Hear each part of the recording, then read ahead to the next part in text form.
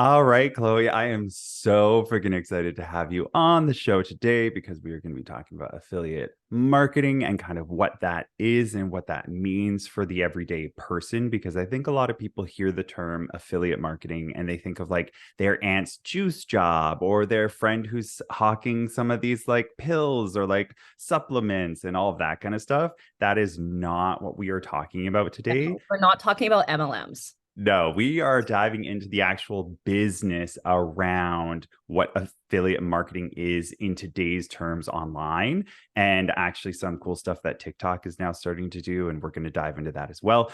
But to start us off, Chloe, what is PartnerStack? Oh my goodness. So PartnerStack, that's where I work, my place of employment, but also ultimately like PartnerStack itself is an all-in-one ecosystem platform with like a PRM, a partnership relationship management platform at the heart of it that connects directly with a network and one of the largest B2B networks in the world, with partners ready to make partner program magic, which is where you'd find affiliate marketing as one of the partner programs that can be run on PartnerStack. Okay, so to break that down for people who are listening, basically I'm on PartnerStack because I'm an affiliate. I have lots of affiliate links that I use. That's what you probably listened to one when you listened to this episode at the very beginning. That would have been my affiliate link, my affiliate system. So inside of PartnerStack, you can be one of two things. You can be a business offering, hey, I'm going to pay you a certain percentage for if somebody buys this product through your link. Or you can be the person like me on the other side saying, I'm going to share that link. And then every time there's a sale or multiple sales, I'm going to get a percentage of that sale. So this is kind of what we're talking about. And PartnerStack is the home where a lot of these live. So it's a really easy place to manage all of your affiliate links. Well, you're exactly right. PartnerStack was actually founded as an affiliate solution for B2B tech companies. It's been like developing an affiliate management platform and marketplace and network since 2015. And that's when we were founded. Today, PartnerStack supports more than 500 B2B tech companies that run their partner programs, and 400 of which are running affiliate programs. So that is kind of a big part of our business. Affiliate marketing is real and it can happen. It's easy to get caught up in the acronym game when you get into partnerships, for sure.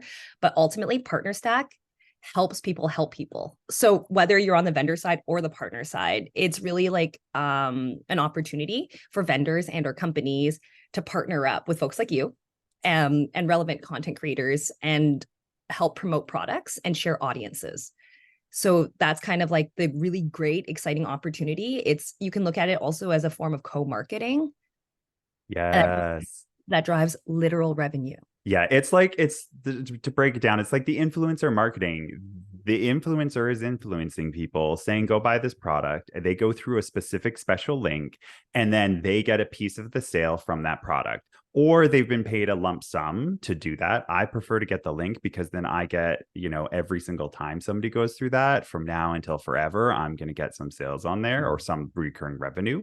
Such a marketer tracking it. I know, right? You got to track it, got to track it. So I also want to say, I'm pretty sure people know what these terms are, but B2B means business to business and B2C means business to customer. So just because I know that we're going to be throwing those around a lot. Can we explain what SaaS is? Because we've said SaaS. SaaS, like software as a service? Yeah, just so I wanted to make sure that people knew because we're going to also say SaaS a lot as well. So SaaS is software as a service. So any kind of software online that you're using, like I use ConvertKit for my email marketing, that is a SaaS product. I am a partner on PartnerStack. That is a SaaS product. So I just wanted to make sure before we really dive into the weeds that everybody knew these acronyms before we start to truly, truly dive in. Okay. It's a good level set because SaaS is also like kind of linked to startup land too. So it's interesting because people sometimes look at it that way, but SaaS also connects to mid-market and enterprise companies as well. But it's interesting. Like, so it's just software cloud-based workies, right? Yeah. And products. Yeah. Techie stuff. Yay. Okay. So how does this type of marketing benefit businesses? Let's dive into that kind of conversation now. I mean, like, for businesses that are kind of leaning into a proper strategy and doing a bit more than a side of the desk effort into affiliate marketing, it becomes an indirect channel that leads to literal revenue. Obviously, there has to be critical thinking and a strong understanding of audience fit and product fit from both a business perspective and audience perspective. Some like characteristics of a B2B tech company that typically suits affiliate programs are like low consideration purchase, high volume transactions, companies that offer like a free tier or low priced options, 4 figures annually or less. Established categories, content creators, affiliates that are already kind of writing about your space. So that's where the fit and the understanding of content audience is really, really important, especially if you want to see success with it. Because if you're like for you, right, you're doing business stuff, if an affiliate for tampons comes to you, might not be the best fit, might not be. So it's really understanding the kind of the users that you're attracting, your audience, your readership, or whatever platform you're kind of leveraging affiliates for. The product market fit is key for your direct go-to-market motion. So I think it's often seen as kind of a more go-to-market marketing option for companies to kind of create that indirect channel to also generate that revenue for the business. It supports brand awareness and all that stuff. Yeah, I always thought of it as like a really great low cost way for a business to grow exponentially. Instead of spending all this money on advertising, they find a bunch of affiliates, which, you know, could be synonymous in today's language with influencer, and then have them go out and spread the word.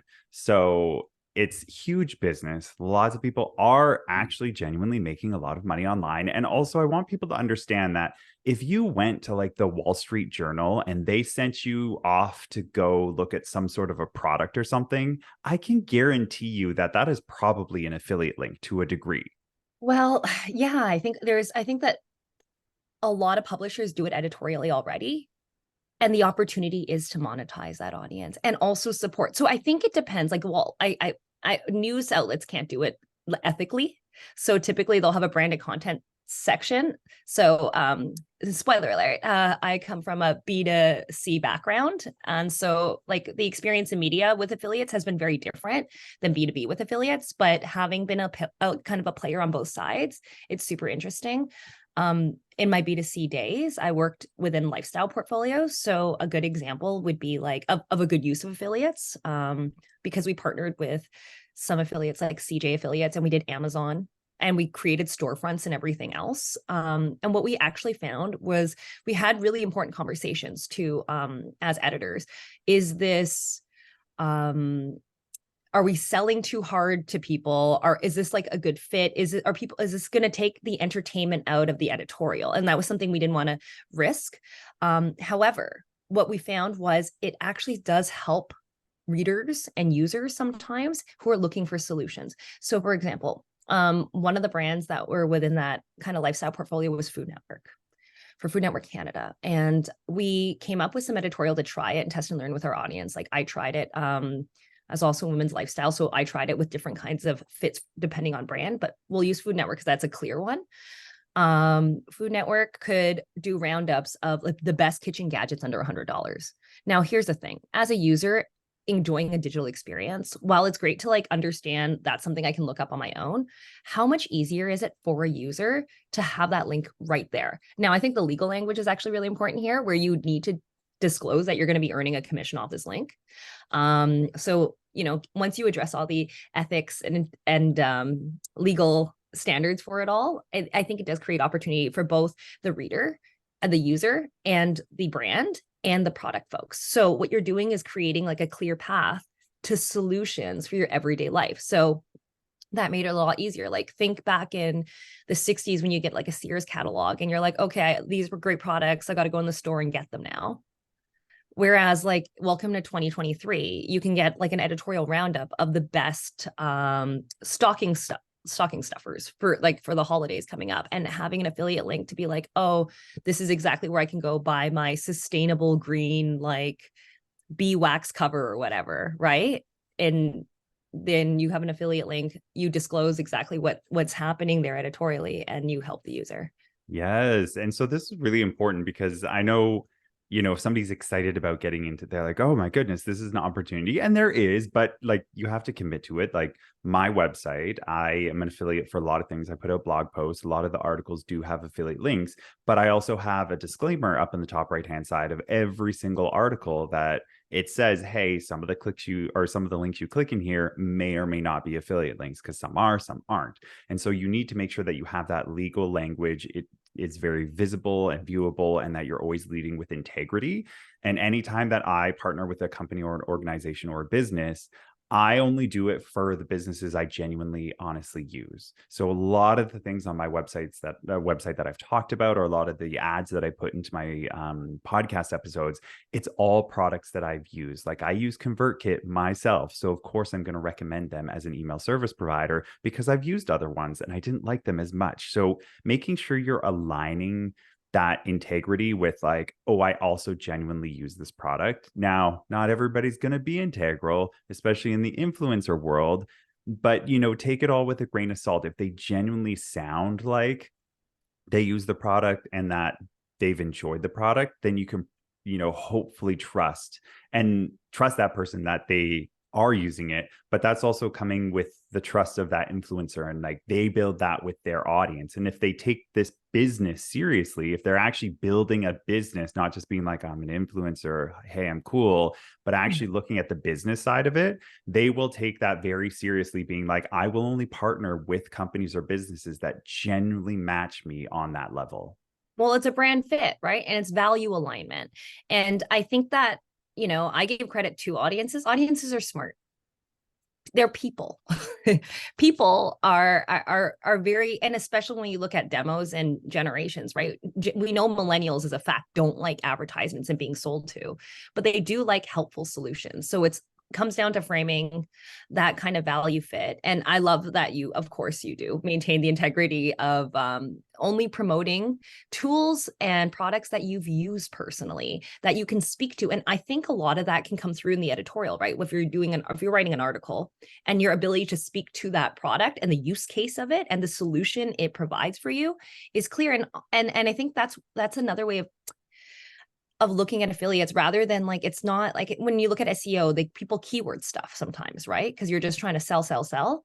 That's not what affiliates are about. Affiliates can have a lot of integrity. And that's why I think sometimes people view it as, less than as a business, because they don't quite understand the critical thinking that's involved to find those brand values and audience fits that is happening with some people who are doing it legitimately. I guess to tie into our theme today, right? Yeah. There are a ton of folks doing it. Publishers don't want to be promoting products they're not comfortable endorsing either. They're doing their homework. Their editors are looking into it. As like one of the editors in a past life, I 100% push back on anything that didn't make sense for the publication.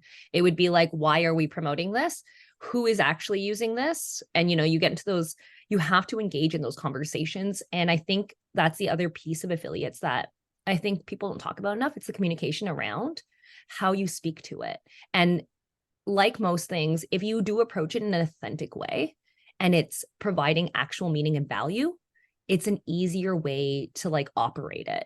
But if you're forcing things, that's when you're going to lose the integrity, you're going to lose the value fit, and that's going to be an issue. That's where things don't feel so credible. Mm-hmm. But it's very possible to do that. I'm really curious and interested, because TikTok just introduced their shop experience. I'm not a big TikToker, all the kids Oh my out there. goodness, I am. And so I'm not a huge TikToker. I've just started it now because I know it needs to be part of my business, being on socials. I don't love social, but I know I need to do a part of it. But I know before we jumped on the call, we talked about how they are introducing like a really easy shopping option. How do you think that's going to affect the kind of affiliate marketing world that they're going to be doing on there? And do you think the waters are going to get muddied with people just hawking stuff? Okay, so I have a lot of thoughts on this because I'm a big TikTok fan. I lose many hours a day to it for sure. And I'm going to actually point on a nuance and the way I look at it. I actually don't think it's a social media platform. It's an interest-based platform. I don't think they're influencers on there. I think they're creators on there. And I think why that works and why that's exciting is because there is more of an authentic vibe to TikTok. The thing is, we know Instagram, people curate for Instagram, right? Like that's a whole thing. Instagram is a social network. You end up having people you worked with like 5 years on there, and you just get like life updates of like their new babies. And that is something that becomes less relevant when they're not in your social circles. And you're like, okay, I'm still getting this. And you're tracking people's social lives. That is not what TikTok is. TikTok is an interest platform. These are people talking about things they're passionate about, people they do all the time. Like they have their content, they figure out their niche, they lean into it, they become like experts. It is an ADHDer's dream world. It's true. Like it's made for rabbit holes, hyperfixations, and deep dives. And I think where I see the opportunity for the TikTok shop is because it's baked into that authentic ecosystem. I mean, I guess I'm being a little optimistic about this. I can't really speak to where it's going to actually land, because I'm sure a lot of businesses will try to turn it into a channel, and that will inherently kind of lose some of that authenticity. But the thing is, a TikTok user knows the difference between a brand page and an individual page and how that's going to work. So I'm putting a lot of faith in the user here and like the viewer here. But I do think that there's an opportunity for folks who do have expertise and developed kind of a niche space to be able to promote products that are relevant to other viewers in that space.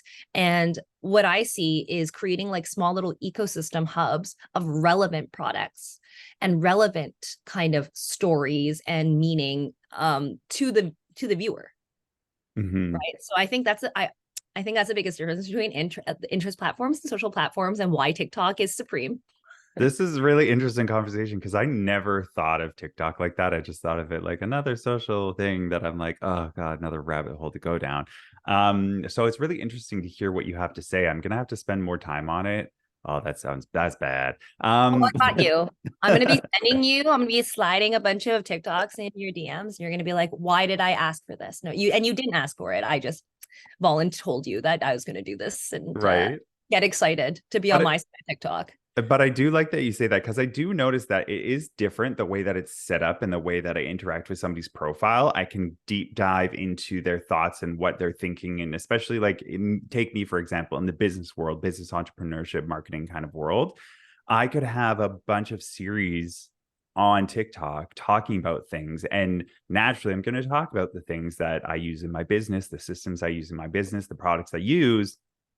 I could be able to use my affiliate links over there, fully disclosing these are affiliate links, but people would know, but it would be coming across in a very authentic way because that's what my business is. So the other thing that TikTok offers, now this sounds like I'm just promoting TikTok, but the other thing TikTok does offer that I think is unique and neat is playlists. So you could, in theory, create an entire playlist devoted where you're explicit. These are my products, like I'm like supporting, and users can just go and that are interested in that, go to that playlist and watch one after the other if it does make sense to them.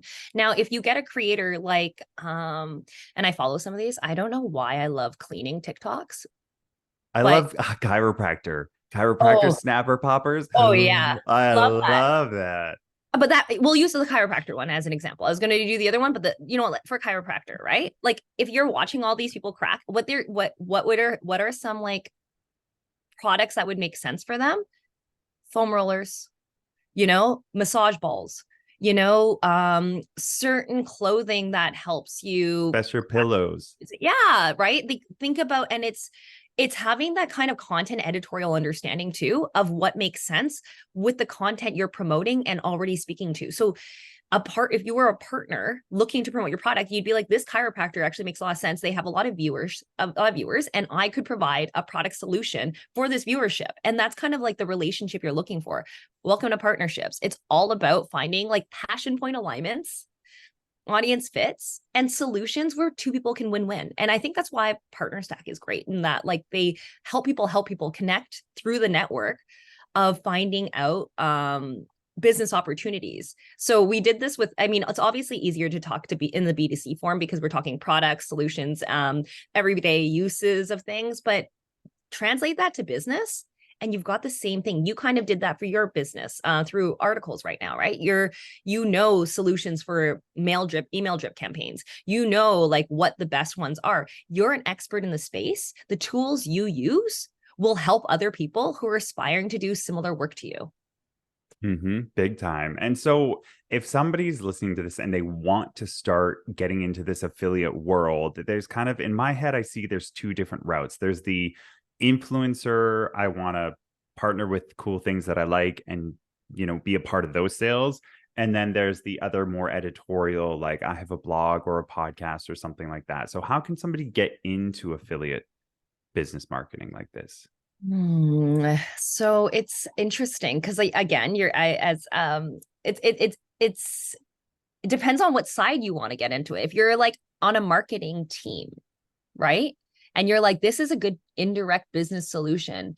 In it can be for most companies, right? Especially, like, I don't know, if we're talking about tech, we know, like, let's be real, 2023, a pretty brutal year for tech.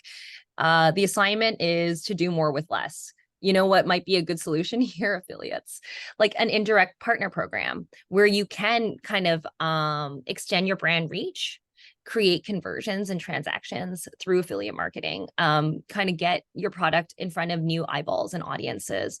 But you gotta, line up that ICP, ideal customer profile. Sorry, I hate when we start speaking into acronyms and I'm like, why are we doing that?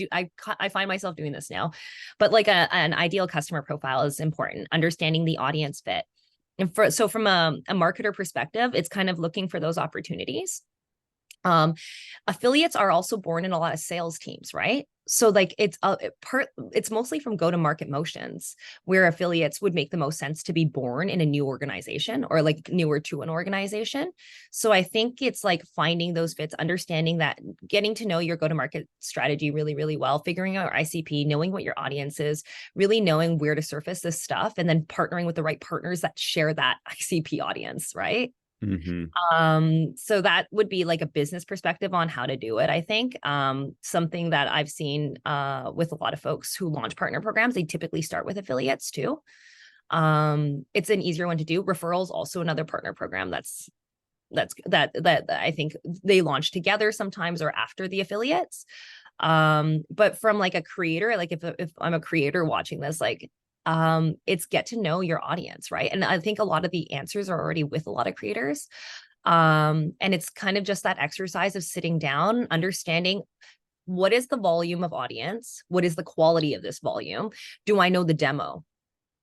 Because once you kind of have those answers, it's easier to partner with a product from a creator standpoint. Like, I use this, or when you get cold outreach calls, you know what you're willing to say yes and no to. So if I was a B2B creator and my focus was media or marketing, right? Well, let's say marketing, content marketing. And I love to give work advice usually. Like there are a lot of different kind of businesses that I could partner with, right? Like whether it's, I don't know, you have to think about end users in this case, I think too. So it's like software that makes sense for my audience that could help people that are doing the same kind of work as I am. And it's like really knowing yourself too, right? Because Definitely. without those answers, that's going to be hard to do, but it's really having a strong sense of your value and what you're already bringing to people and being able to like articulate that. Yeah. Yeah, basically, I mean, when I started, it was pretty straightforward. I was like, what do I use? What do I like using? And then going to Google and looking up, does ConvertKit have an affiliate program? Does this have an affiliate program? And seeing like, what are you already using? What are you already talking about a lot? And then going to those businesses on Google and searching and being like, hey, does this company have an affiliate program, and then requesting to join that program. Now, like not all companies are going to say yes, because depending on your profile, like what, ways you have to market, like what kind of style, different companies have different regulations and what they like to work with and what they don't like to work with.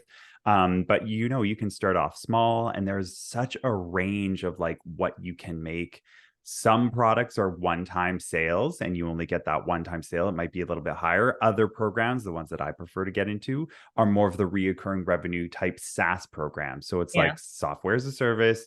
Those people are going to be paying their monthly bill every single month. And the more that stacks up, the more I'm building that kind of residual income into my business, that stable foundation, so that when it gets to a certain point, you can consistently count on a certain amount of money coming in every single month, because you know most people are going to continue paying their bills. It's not going to be like one thing and all of a sudden everybody stops. It's like a little trickle in, a little trickle out. So making sure you're thinking about this in a business standpoint and really finding like what makes the most sense for you and who you are and what you want to bring to the table. Yeah. And as a vendor on the other side, know where your customers live on the internet. Where are they? And it's like, and finding the right people to help surface that product solution in front of them.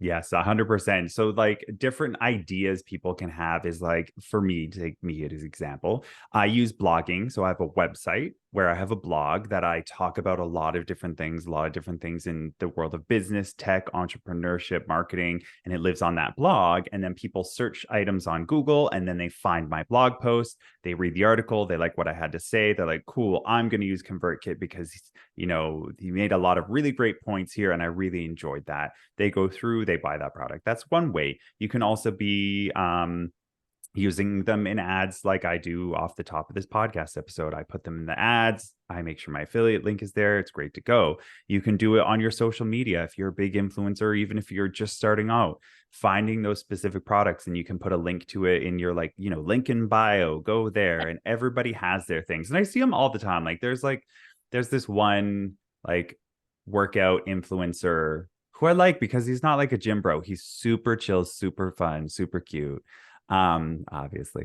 And he picks the specific things, like it's like a workout belt or like the protein powders and whatever. And they're just kind of one-off kind of things, but they still align with his niche and like what he stands for and represents. Like it wouldn't make sense for him to be like, go join ConvertKit, kids. Like, you know, picking your things. So there's lots of different ways that you can learn how to build this into your life, even if it's one product and it's one simple thing, but you tell all of your friends to go get it all of the time, become an affiliate for it. Or like a micro influencer. But I think also just like as a content person, and so I'm not sure, like this is always where it gets muddy. And I'm like, do people think of the world like this? But if you understand distribution and you already have like a strong sense and understanding of how to distribute content, affiliate marketing is just kind of an extension of that. Because any channel you're using to kind of promote organic content is an opportunity to promote that kind of affiliate content when appropriate, obviously. But, you know, if you're, I don't know, I'm a seasonality person too still, because that's probably from B2C, but around the holidays, right? If you're doing a roundup and being like this holiday season, like things that you should pay attention to, or like you want to get ready for next year or new year, new you as a theme, for example, a newsletter based on that, you can drive directly to affiliate links there as well.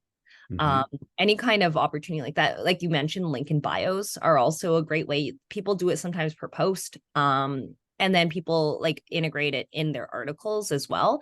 But you can also go hard or soft, right? Like in a newsletter distribution form, you can also point to the organic article and then hope people find that affiliate link if you want to go softer on it. Or if you know that your audience would love this solution, go straight to that affiliate link. Being like, you know, if you're looking for this, here is your answer for that. And there are really clever ways of doing that. But it really depends, and it comes down to, and I can't emphasize this enough, is really knowing your audience. Right? Exactly. And also, I was going to say also, like if businesses want to implement this, it doesn't even have to be a direct, like online, like a PartnerStack or something like that. You can just find businesses or organizations. If you're more like a brick and mortar or something like that, your mutual referral program. It's like I send people your way, you send people my way, and just attaching some sort of a price tag to that and be like, hey, this is how much we'll pay for every single person you send my way. And that's a great way to, I think of it more as like diversification of business. And the more you diversify your business and have different people referring you because they actually use your products or services and like who you are, the more that word of mouth is going to spread. And we all know that word of mouth is some of the best marketing in the world because you're always going to trust your friends over some random commercial. Tried and true. I mean, the way I guess I really look at it too is ecosystems, right? It's like the folks and every affiliate is within your ecosystem. And I think, and I actually didn't know that you use PartnerStack, so I love that. Yeah. Hey. But like, I guess that's where as you kind of scale and grow your affiliate marketing program, where solutions like PartnerStack also make sense, because what it ends up doing is it manages those relationships for you. And something that people go wild for, because think about it, that's a lot of admin work if you are a creator or a vendor that's trying to manage that indirect channel. So like things like automated payments, and kind of scheduling a lot of that admin, those comms are really helpful, because it's going to be rinse and repeat a lot for all the different partners you work with. So once you really start figuring out, and I think that's why it sounds so reductive when I'm like, know your audience and figure it out and then find the right people to work with. But it's more than that, because once you figure that out, what you can do is multiply that and scale it. And then find a PRM like PartnerStack or whatever suits your business needs the most to kind of help scale and grow that channel to be super strong. And that's Definitely. where I mean, we know that affiliates, I think in 2023, it's been said that it's worth $17 billion as an industry. I mean, that's across, right? Oh, yeah. B2B and B2C, but like it is a legitimate form of business and marketing. And I think the thing that you brought up is so important. It ends up being people you trust endorsing products they trust. And once you're in that ecosystem that you can trust, what you're ending up with is like easy access to tools and solutions that can benefit your everyday life to make your life better at work, which is Yes. exciting.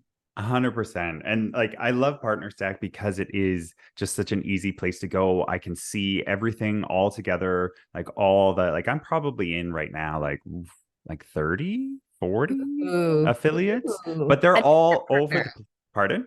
You're a network partner. Well, I mean, you have to diversify your portfolio, right? So I think of each of these as like diversifying the portfolio of like where I can invest my time and where I'm going to get investments back from. And so the more affiliate partner programs I'm part of, and this, like, I started off with one. I didn't start off with a bunch. I started off with one, and it grew over time, because the more things you do, the more you grow as a business, the more things you have to recommend, the more articles you write, that kind of stuff. Naturally, you're going to have more affiliate programs, but like you always have to go and join them.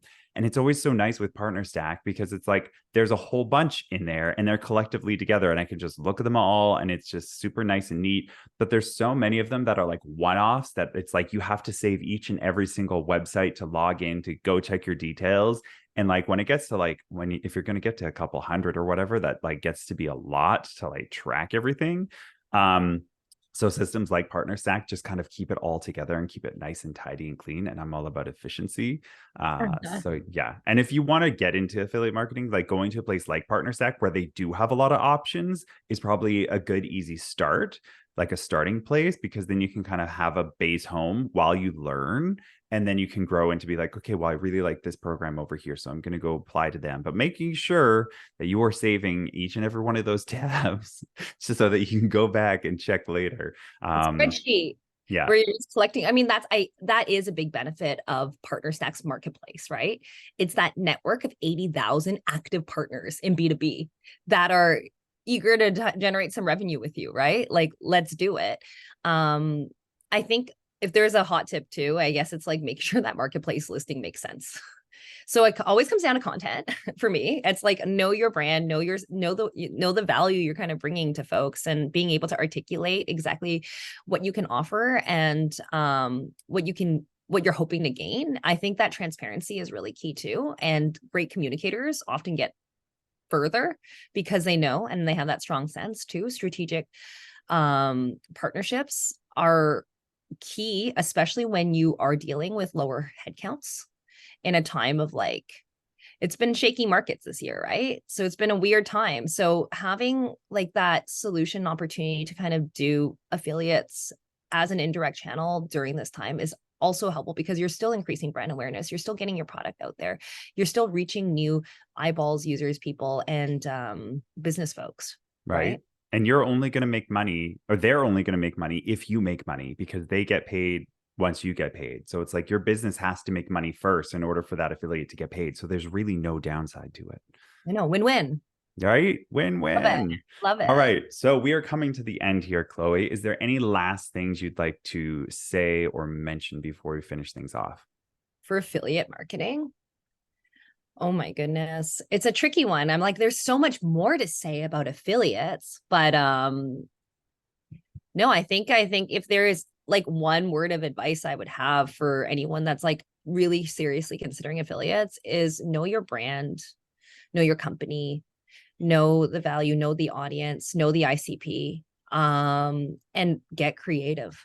And I think that's what's really exciting about affiliate marketing. It's an opportunity to get a little more creative with marketing. And for me, that's always an opportunity. I love thinking about new innovative ways. And I think affiliate marketing will continue to grow and it'll continue to shift and change. I'm excited to see what comes. I'm excited to see what actually happens with that TikTok storefront. Yeah, Amazon storefronts had mad success, right? Like, think definitely. that's all affiliates. We need it in Canada though for the TikTok. It's not here yet, is it? No, I don't think so. Boo earns. But Amazon Canada is, and we've seen a lot of success there too. Yeah, for me, I don't think I'll ever be an Amazon affiliate just because the commissions are like so tiny, so little. I'm like more of like it's got to be around like the 30% commission rate. B2B. B2B, yo, B2B. All right. Thank you so much for being on today's episode, Chloe. This was super duper informative around affiliate marketing and what it can do for your business, what it can do for individuals, and how people can jump in and just get started for themselves. Love it. Thank you for having me. This was a joy.